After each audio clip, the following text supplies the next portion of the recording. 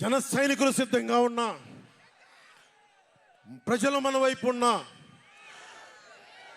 ప్రతి ఒక్కరిని ఓట్లకు తీసుకొచ్చే నాయకత్వం ఇంకా సిద్ధంగా ఉందా జనసేన పార్టీకి? మనందరం ఆలోచించుకోవాలి.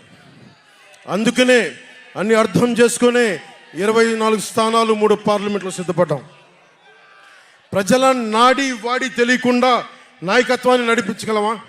దశాబ్దం కాలం పాటు పార్టీని నడిపించగలమా?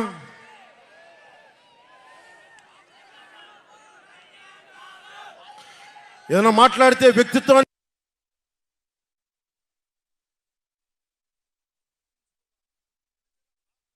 నెగ్గించడం కోసం తగ్గాను నేను. కొంతమంది మద్దతుదారులు అన్న పేరు మీద నా నిర్ణయాన్ని ప్రశ్నిస్తూ ఉన్నారు. జగన్ తన బాబాయిని మర్డర్ చేసిన ఆయన మద్దతుదారులు ఆయనకు ఓట్లేసిన వాళ్ళు ఒక్క మాట అనరు, వెనకేసుకొస్తారు. హార్ట్ అటాక్ అని వెనకేసుకొస్తారు. ఓడిపోతున్నా కూడా గెలుస్తున్నామన్న ఒక నిలబడే సమూహం జగన్ పక్కన ఉన్నది. వేలాది కోట్లు లక్షల కోట్ల ఆస్తులు ఉన్నా కానీ అక్రమంగా సంపాదించాడు అని అందరికీ తెలిసిన వెనకేసుకొచ్చే సమూహం వైఎస్ జగన్ సమూహం. ఇక్కడ నేను ఏమి చేయకపోయినా, ఏ మాటలు జగన్ నిలబెట్టుకోకపోయినా అద్భుతం ఆహా ఓహో అనే సమూహం జగన్ వెనక ఉంది.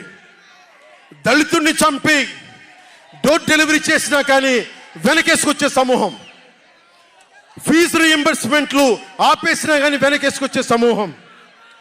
2019లో నేను 2019లో పరిమితమైన స్థానాల్లో పోటీ చేసి గెలిచుంటే మట్టుకు ఆ రోజున జనసేన ఈ రోజున రికగ్నైజ్డ్ పొలిటికల్ పార్టీ అయిపోయింది. నా వ్యూహాన్ని ఎవరు తప్పుపట్టకండి. ప్రజల్ని క్షేమాన్ని ఆకాంక్షించే వ్యూహం నాది. కానీ జగన్ ఏమో ఒకవైపు ఎవరు ప్రశ్నించరు, వాళ్ళ సమూహం. నా సమూహం నన్ను ఎందుకు ప్రశ్నిస్తున్నారు? మీరెందుకు ప్రశ్నిస్తున్నారు? జగన్ మర్డర్లు చేసిన, వారి అనుయాయులు మానభంగాలు చేసిన, దోపిడీలు చేసిన, దారుణాలు చేసిన అందరూ జగన్ వెనకేసుకొస్తారు. నేను నా డబ్బులు తిన్నానా? వేలాది కోట్లు సంపాదించానా? పదవులు అనుభవించానా? ఏం అనుభవించాను నేను 10 సంవత్సరాల నుంచి? అవమానాలు, తిట్లు తప్ప ఏం తిన్నాను నేను? ఏం సంపాదించుకున్నాను? కష్టపడి డబ్బులు సంపాదించుకొని పార్టీలకే కదా పెట్టింది నేను. నన్ను ప్రశ్నిస్తారు మీరు నిజంగా మటుకు నా మద్దతుదారులు అయితే నన్ను ప్రశ్నించకండి. నా వెంట నిలబడి నాతో పాటు నడవండి, మా జన సైనికుల్లాగా, మా వీర మహిళల్లాగా. ప్రశ్నించకండి నన్ను. ఎవరికుంది ఓపిక? ఈ దేశం కోసం, సగటు మనిషి కోసం కన్నీళ్లు కార్చే శక్తి ఉందా ఎవరికన్నా? ఎక్కడో విదేశాల్లో కూర్చొని, టీవీల్లో కూర్చొని నన్ను ప్రశ్నించడం కాదు, నాతో నిలబడటం నేర్చుకోండి అందరూ, నన్ను ప్రశ్నించే వాళ్ళంతా. మీరు వెనక నా మద్దతుదారులు అయితే నా వెంట నడవండి, నిలబడండి. నాతో నడిచేవాడే నా వాళ్ళు.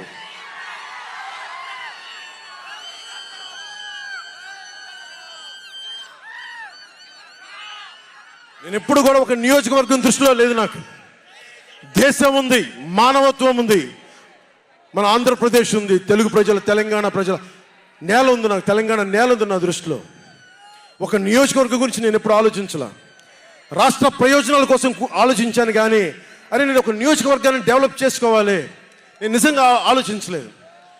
నేను ఒకటే అనుకున్నా, నేను ఇంతమంది కోసం పనిచేస్తున్నప్పుడు నా కోసం ఆలోచించే ఒక నియోజకవర్గంలో ఉండి కొంతమంది పనిచేస్తారని ఆశించాను.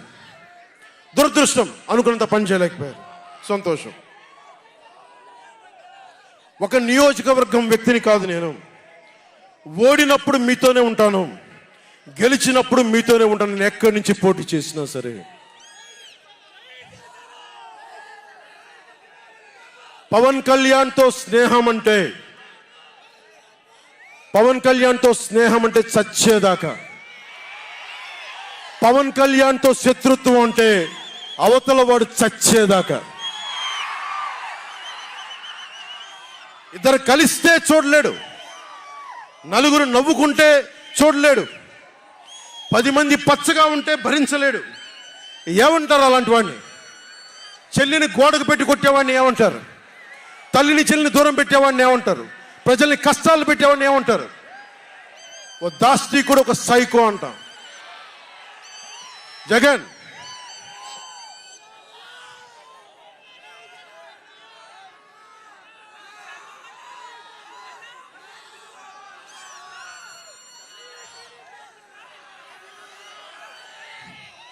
జగన్కి చెప్పదలుచుకుంది ఒకటే, జగన్ బాధితులందరికీ ఒకటే చెప్తా ఉన్నాను. 1 man's courage makes a majority అంటారు. 1 man's courage. జగన్కి సంబంధించినంత వరకు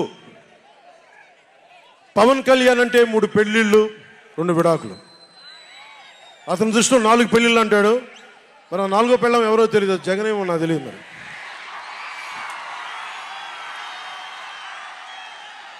నాకు ఇదే విసుగొస్తుంది. జగన్ లేని 4వ పెళ్ళవుటే నువ్వేరా.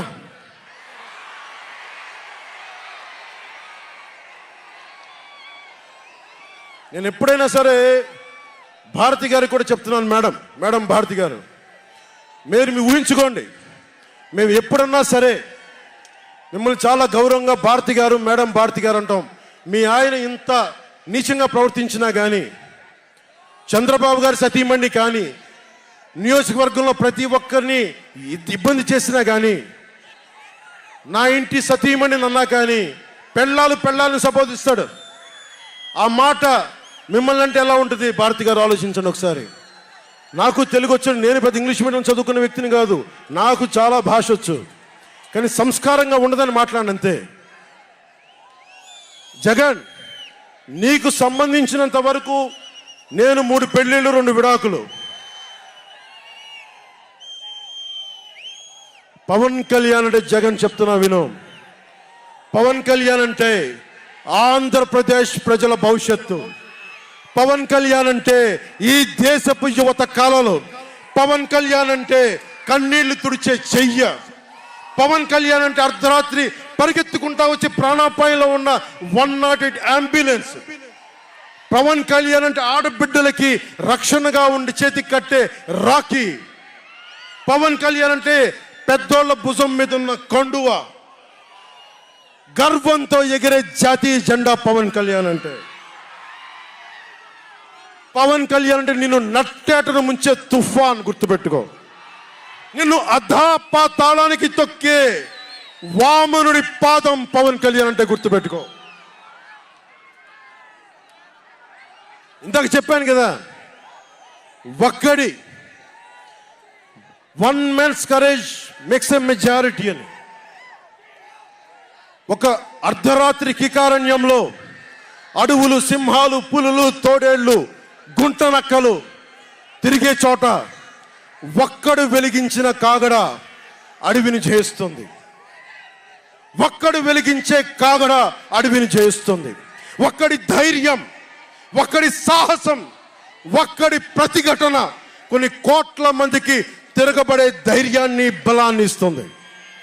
మహాత్మా గాంధీ, అల్లూరి, నేతాజీ, బాబాసాహెబ్ అంబేద్కర్ ఇలాంటి మహానుభావులు ఎందరో స్ఫూర్తిని తీసుకొని వారి అడుగు జాడల్లో నేను ఒక్కడినే 2014లో ఒక గొంతుకెత్తాను, ఒక్క అడుగు ముందుకేశాను, ఒక్క ప్రతిఘటన చేశాను, ఒక్క యుద్ధం మొదలుపెట్టాను.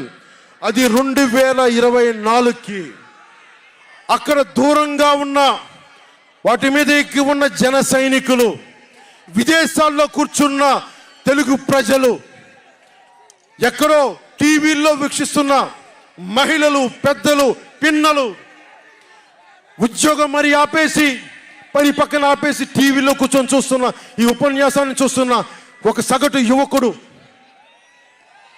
భవిష్యత్తు ఎలా ఉంటుందని చెప్పి బాధపడే సగటు తల్లి,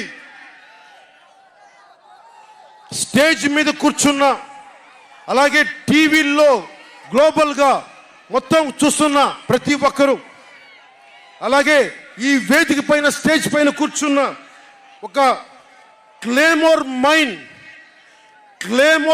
ఆయన వస్తున్న జీపుని అలిపిర్లో ఎగిసి 16 అడుగులు ఎత్తున కొడితే కింద పడి మరి చొక్కా దులుపుకొని పదండి రాజకీయం చేద్దామని చెప్పి 4 దశాబ్దాల నుంచి రాజకీయం చేస్తున్న ఒక రాజకీయ దురంధరుడు చొక్కా దులుపుకొని మరి పదని చూద్దాం ఎవడొస్తాడని.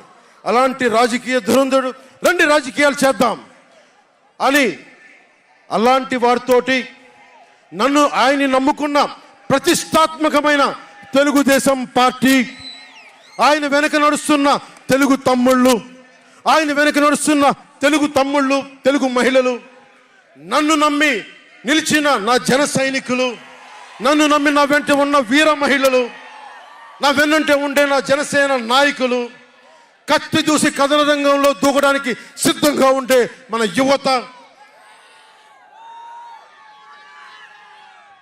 వీళ్ళందరూ కూడా ఈ రోజున మనం వచ్చింది, మీరందరూ కూడా గత 5 సంవత్సరాలుగా మీ స్థానాల్లో వేదిక పైన కూర్చున్న పెద్దలు కానీ, ఇటు సైడ్ కూర్చున్న నాయకులు కానీ, మీరు కానీ, టీవీలో వీక్షిస్తున్న ప్రతి ఒక్కరూ మీదైన యుద్ధాలు, మినీ యుద్ధాలు వైసీపీ దుష్ట పాలన మీద చేస్తూనే ఉన్నారు.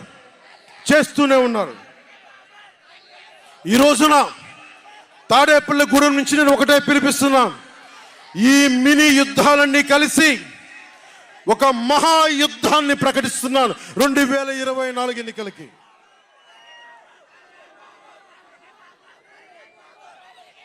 ఒక మహాయుద్ధానికి శంఖారావం పలుకుతున్నాను. ఇది నా దేవదత్తం. ఇది లక్షలు కోట్ల ప్రజల ఆశల కోసం ఈ మహాయుద్ధాన్ని ఆవాహన చేస్తున్నాను. రాష్ట్ర ప్రయోజనాల కోసం ఒక దాష్టీకుడితో పోరాటం చేయడానికి ఒక మహాయుద్ధాన్ని ఆవాహన చేస్తున్నాను. ఈ రోజున నేను శంఖారావం పూరిస్తున్నాను. ఈ రోజున ఈ విధ్వంసకర పాలనని ఆపుదాం. ఈ వైసీపీ విధ్వంసకర పాలనని ఆపుదాం. ముందుకు తీసుకెళ్దాం. వైసీపీ గడిల్ని బద్దలు కొడదాం.